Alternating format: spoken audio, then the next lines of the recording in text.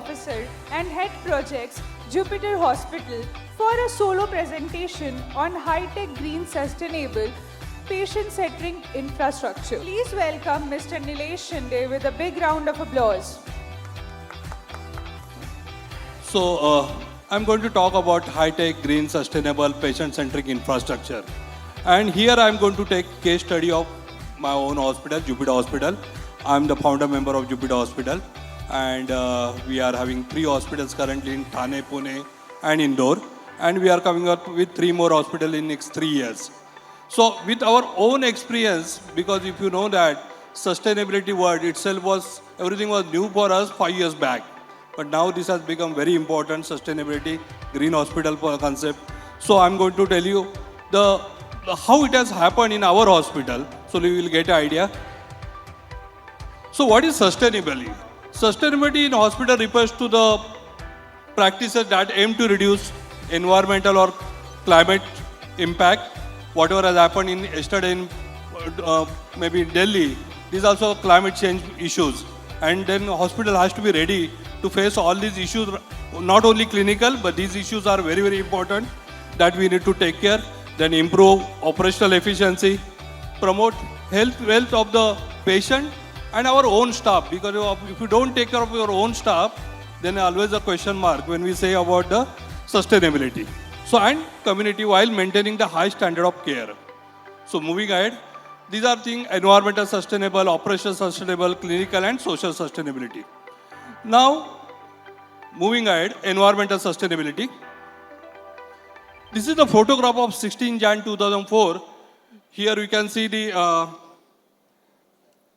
this is our hospital project, the site which was there, where we are having now our Jupiter Hospital, Thane. This is the Jupiter Hospital, Thane, which was done in 2007. Why I am showing this photo? The reason is that when we started this hospital in 2004, everything we have planned, whatever the best available technology was available there, currently also in the hospital. But our observation was something different after 2 years of operation, that we are spending almost 70 to 80 lakhs of electricity bill per month.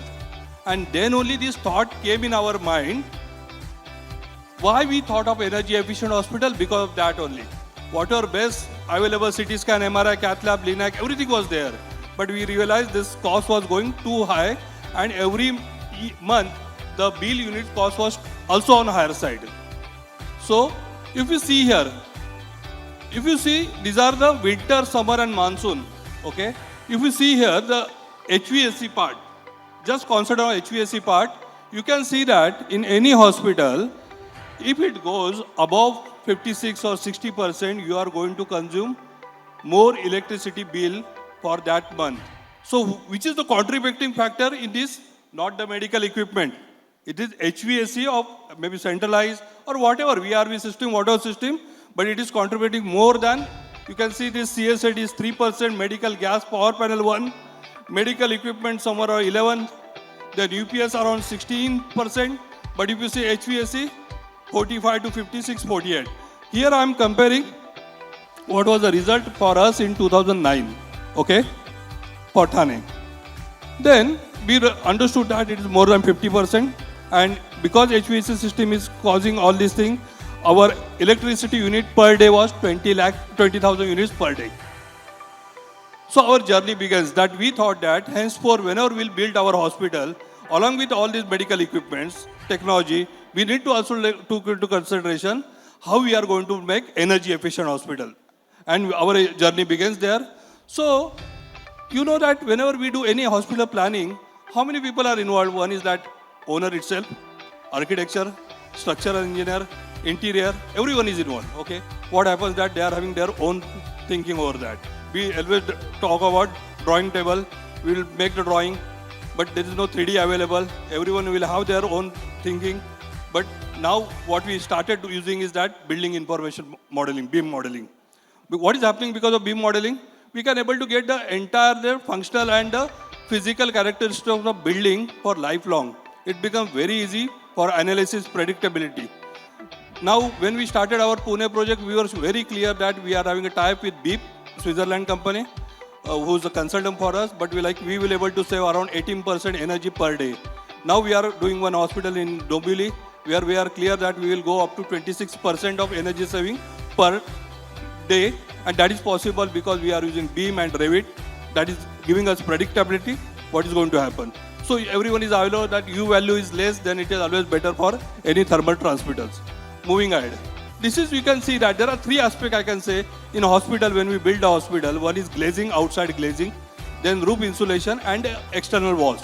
So when it becomes glazing, there is always a catch there. Then whether we should have a tinted glass or whether we should have a glass where patient can able to connect to the nature. If you go just now today when I was coming from Bombay to here, I was in the Aero Bridge and I saw that my own image was there. I can able to see in that glass. If that happens with patient, what will happen to him? He will not able to cure fast. So you need to find out which is the solution, DGU, like what we are used there, but which will give you not only energy saving, but at same time, a good comfort to the patient. That is very important. Why this hospital building is there is for a patient. Their comfort is very important. We need to take care of that because once the loss is less, definitely is going to make a difference for any operational efficiency. So glazing is very important. Moving ahead. Very important. Now you are having land, okay? Land is whatever is available for you. Now once you make the building, you need to do this type of analysis where you can able to see that how the sun path is going, what will be visualization, what is thickness analysis of the DGU, what we are going to use, because that is going to play important role as far as whenever we are saying energy efficient building. So this is what we are doing always. Thickness analysis, what should be the DGU, size should be there. Now we are going up to 45 meters, so there is a lot of wind pressure is there. Now for that wind pressure, what should be the suitable your glass size should be there. That you need to predict, and that is possible. There are a lot of softwares are available. Like when we say that digital software is not only for the patient comfort, for your building, if you do the proper project planning there, then operational phase, it will be always better to do energy efficiency and sustainability. So this is what the sun path now you can do in summer season, winter season. This is what will happen in solar radiation north. These are what will happen in interference. And by that time, you can able to see that acoustic, because this DGU also makes difference. You can see that outside is 80 dB. By proper acoustic, it has come to 42 dB. So you need to look into that aspect also. UV radiation. So this is, I can say, for glazing, whenever you are going to select, then you can see this type of 3D views before you select something, how it will look like from outside and inside. Everything is possible on software. You need not to do anything practically, that install it and see it later on. You can do it on software. So these are the cloudy sky. When it will tell what will be the scenario, how is going to say, how patient is going to see. Now these are the things very important. Everyone just go with this solar factor or U value. Now you can see that U value is 2.8 and U value is 1.5. Everyone will tend to go for U value 1.5 because that is going to go more energy efficiency. But at the same time, the problem which I told you, the patient is going to see himself only in that glass and he is not going to cure. So you need to find out which is best for your organization, for patient, and you need to take decision on that. We always go with the double glazing and clear DGU. Now this is what the actual photograph, like we are talking about green hospital, we are talking about connect to the nature. So this is what our Pune hospital. Now the second thing, external wall. Now earlier we used to use brick wall, now we can able to use this AAC wall and we can do this. And by doing AAC block, we can able to save a lot of energy which is going to come inside the building. Now, along with that, you can see that chiller and cooling tower. Okay, why I'm saying that chiller is very important. In a hospital setup, you will see that there is a lot of dynamic load. And uske liye chiller proper selection karna बहुत important hai. Because having just VFD will not able to solve that. There are two things you need to understand that. Lot of time we do everything on paper. Okay, we design, we do the BOQ, but execution doesn't happen in the right time. It doesn't happen in a proper way. And final output is not up to the mark. What happens that whenever PMC is involved, their role gets over at the time of inauguration. They are not there.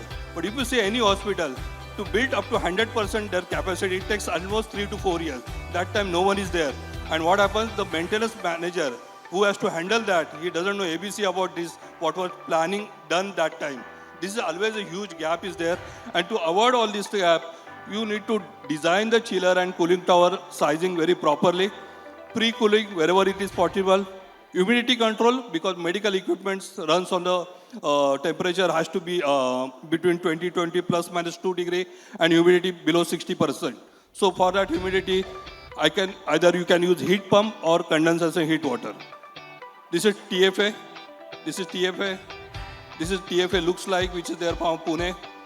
This is cooling tower. I'm telling you, this is cooling tower. His office is there. Here is Baltimore. I'm spending almost 3 times more than any available cooling tower. But the energy saving is really on the higher side, because if your condenser water temperature goes down, you are going to earn a lot. This you can able to do the return on investment less than 2 years. And this is my own experience. Till now, I was using something else. But after investing 3 times, I can see very clearly in 2 months only, there is a huge gap. But all these things with learning only it can come. And this is what is learning for us. Then I said zero liquid discharge, heat pump uses VFD, that everyone is doing it. Heat pump. Now monitoring is important, because what happens that when we did this Pune project, we do that lot of monitoring, because that is, as I mentioned, if I'm doing cooling water temperature, what is meaning of that? If condenser water temperature goes down, here you can see that 27-28% against 21-24. You can see that 1434, so 200 units per day. Just by reducing condenser water line, I'm reducing 200 units per day. Okay? But how it is possible? Just have a good cooling tower. So this is possible. So this is the example what we have done. Now we did that if you are having chiller. Okay? What happens normally, we are used to that 100% chiller pe load le lo. Instead of doing, because we are using VFDs.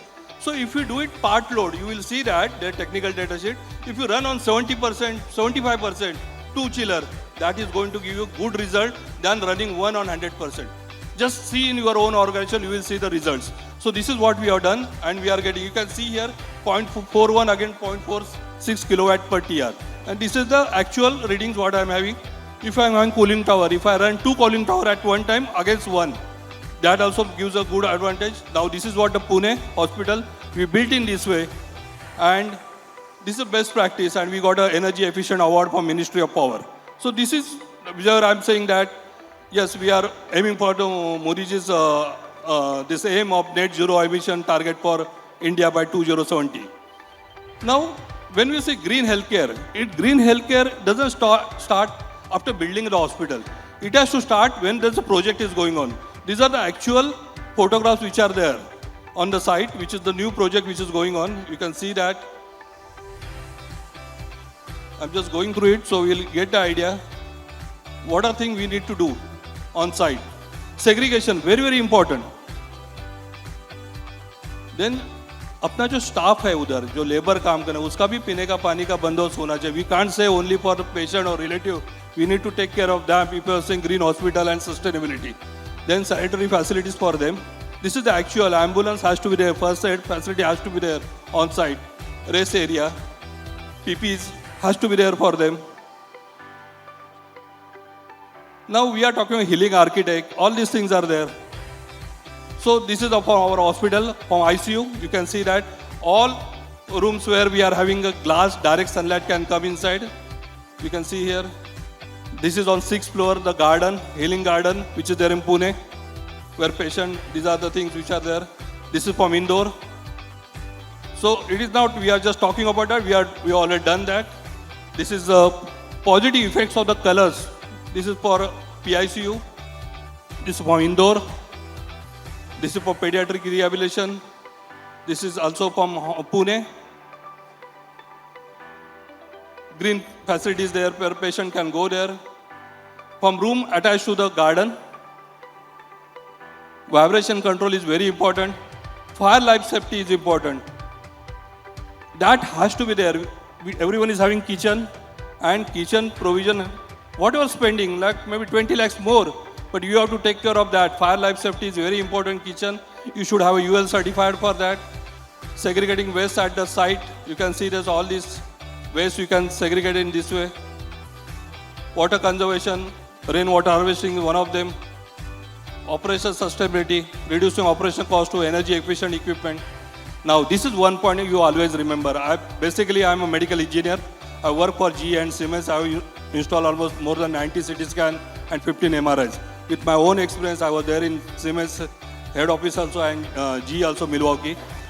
We are talking about reducing 1 or 2%. For that, lot of conferences happens. And we are talking just reduce 1 or 2%. I am telling you example, you go to your place, wherever you are there, your temperature during working hours, all the companies, whether Siemens, Philips or GE, they will talk about maintain this temperature of 20 to 21 degree, okay? But if you see there, original technical data sheet which is given by India, I'm not talking about that, I'm talking about the original data sheet that will mention that it can go up to 26 degree also, and humidity you need to maintain below 60%. That is very important point, that what we are doing in our hospital, during operational hour, because the patient is there, technicians are there, we are keeping at 20-21 degree. But where is non-operational hour, we are increasing by 2 degree. Just by doing that, there is a lot of saving is happening, and nothing is going to happen to the machine, because as per the requirement is 26 degree. They will say that AMC will go, CMC will go. Just ask them, give your technical data sheet, you will see that. Okay, we are having our own windmills also, solar panel also. And all these things are very important, like we are talking about digitization, beam technology already said.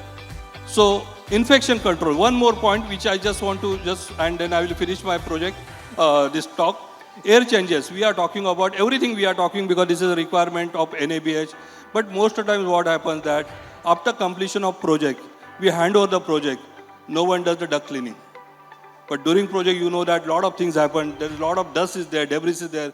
And then we see that air pressure or whatever we are going to have indoor air, there is no checking for that. So you need to look into that aspect before we hand over any, other than doing all these things. Duct cleaning, you can see that before cleaning, after cleaning.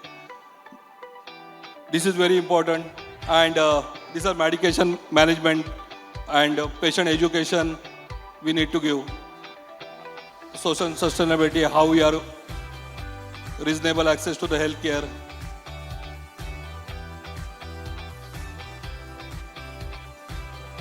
Okay, so I'm running short of time, so our journey continues, and this is the new project which is going to come in Dombivli 2026, same greenery.